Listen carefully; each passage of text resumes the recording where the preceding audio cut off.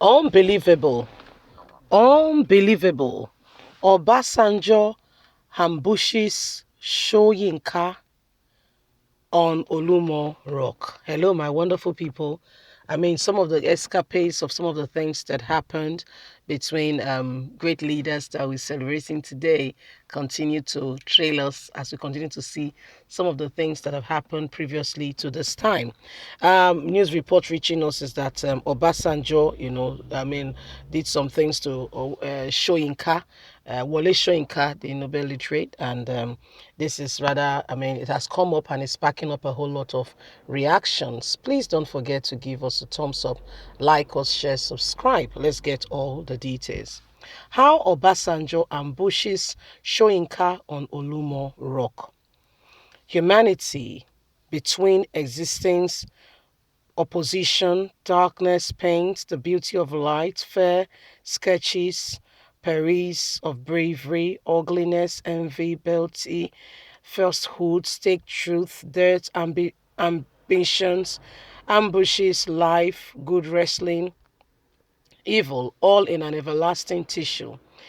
And science cements this internal truth into reality, combining negativity and positivity poles to produce light. The umbilical truth of social media is also its Blake. Social media is non-physical marketable place of ideas where information is served online among human communication. It's a bitter truth levied. It's the colorblind area where the walls of difference separate the rich and the poor, the young and the old, the literate and the illiterate, the weak and the powerful, a pull down to cane knit together social interaction. I trod the online space some few months ago in the rare jamborees of what is currently on ground.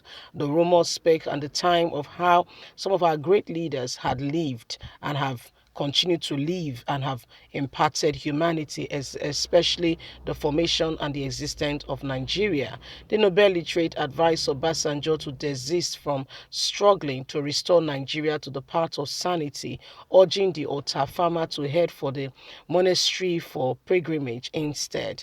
Though both prominent men are from the same community of Abeokuta where they grew up, age hasn't driven their eyes relationship. Soyinka's mother, Eniola, was daughter of Reverend Kanu J.J. Ransom Kuti and sister-in-law to Mrs. Olufumilayo Kuti, the mother of the late Afrobeat Fela Aripo Kuti. Although conjunction to his act, Soyinka political activities parallel him in 1965 to 6 the West African Broadcasting Service Studio, Ibadan, force for a broadcast on the damage of cancellation of the rigging West Nigerian regional election to be announced.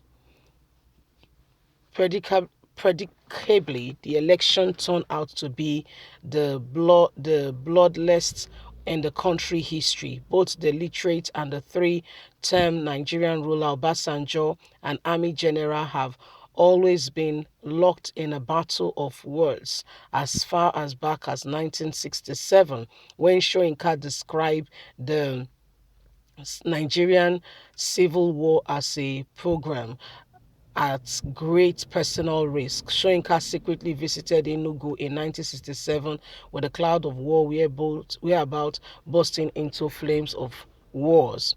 Soyinka dialogue with the Christiamatic Igbo leaders and discussed with them on how to ensure the war come to an end against the Igbos in the 30 months of bloodbath, wherein believed the Biafrans' agitation, self-determination was treasonable, and that was where they were declared that what they have wanted was not accepted.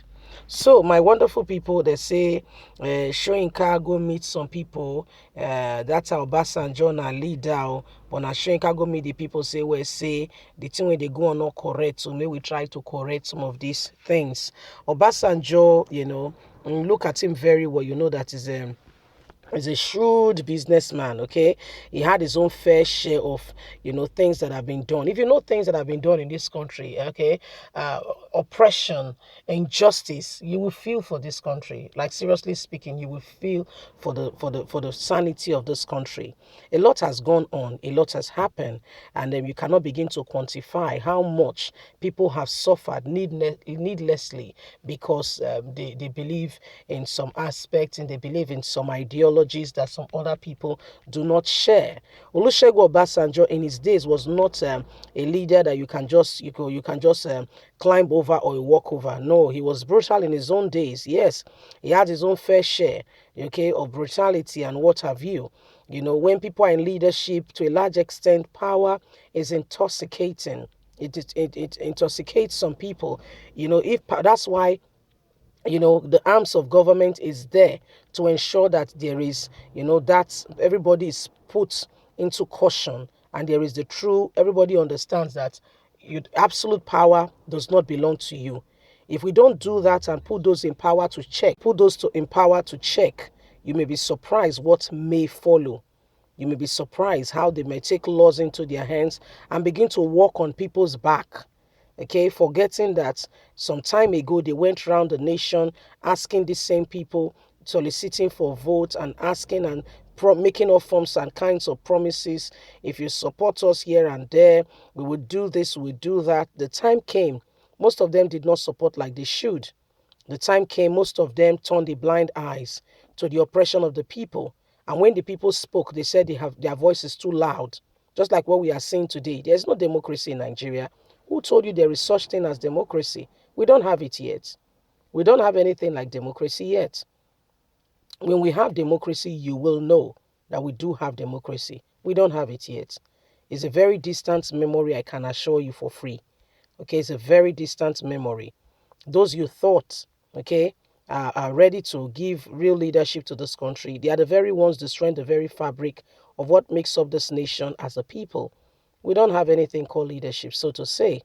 Olusegun Obasanjo in his own days was not a man you can just go there and say, this is not right, this is what I thought.